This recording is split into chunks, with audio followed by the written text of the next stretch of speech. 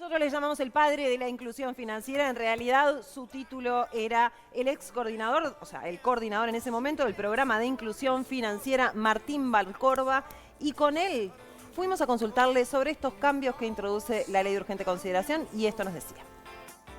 Bueno, Martín, gracias primero que nada por estos minutos. Hablamos de salario y hablamos de una modificación que tiene que ver con la ley de urgente consideración. ¿Cuál es la primera visión que tenés vos sobre el tema? Digamos, el balance para mí de lo que es en mi opinión, mal llamado capítulo de libertad financiera de la LUC es francamente negativo, ¿no? O sea, creo que haciendo un esfuerzo no logro rescatar ningún aspecto positivo, en particular en cosas que hacen a la vida cotidiana que cada uno de nosotros tenemos, como por ejemplo las transformaciones que se hacen en materia de pago de salarios, ¿no? Allí, en realidad, originalmente el planteo era básicamente démosle la libertad al trabajador de elegir cómo cobrar, y la realidad de la LUC se transformó en que esa libertad para el trabajador nunca llegó y lo que quedó es la libertad del empleador de decidir cómo va a pagar, porque la LUC plantea que el trabajador se va a tener que poner de acuerdo con el empleador al momento de iniciar la relación laboral sobre cómo va a cobrar. Y todos sabemos que, sobre todo al momento de empezar un trabajo,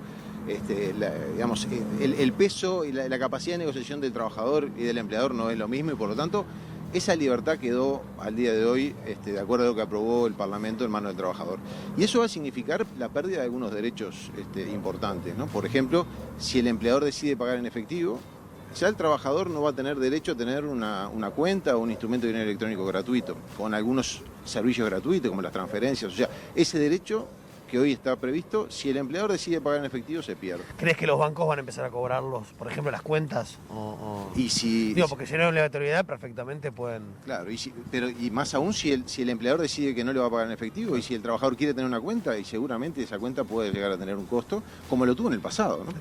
Y el otro tema importante tiene que ver con cómo debilita esto los mecanismos de control en materia del trabajo informal, ¿no?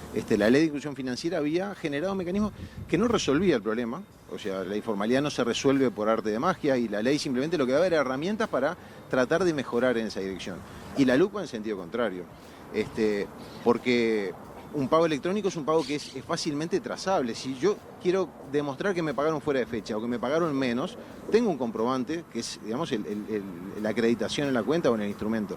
Si me pagaron en efectivo, todo se hace mucho más complicado. Y además, con la ley de inclusión financiera se aumentaba la penalización, lo cual generaba incentivos para que el empleador lo pensara dos veces antes de tener un trabajador informal. Y un trabajador informal es un trabajador que no tiene derechos, no tiene cobertura de la seguridad social.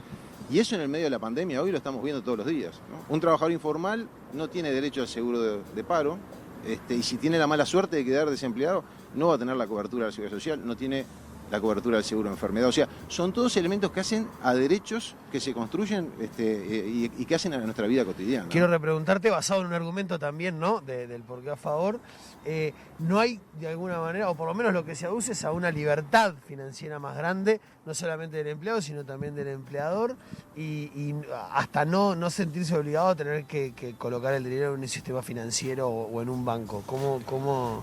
Claro, en realidad eso parte de la base de que antes de la ley de inclusión financiera, por ejemplo, el trabajador tenía la libertad de elegir cómo cobrar, lo cual no era cierto.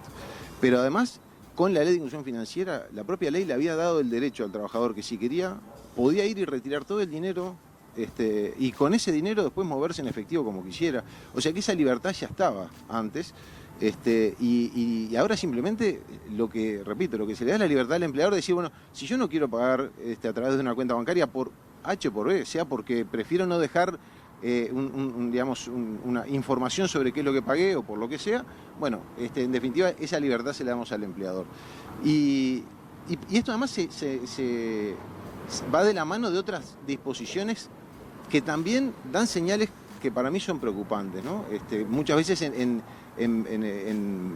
favorecer el uso del efectivo, que en muchos casos es un mecanismo también de favorecer lo que son las transacciones, la evasión tributaria, ¿no? El no pago de impuestos por parte de los comerciantes, y creo que eso debilita una herramienta que es fundamental, porque el peor impuesto es el que no se paga, porque eso genera inequidad entre el comerciante que hace un esfuerzo y cumple con sus obligaciones tributarias y el otro que aprovecha y el impuesto que nosotros pagamos, que no es del comerciante, sino que lo debería volcar a renta general, eso termina quedando bien, ¿no? Muchísimas gracias.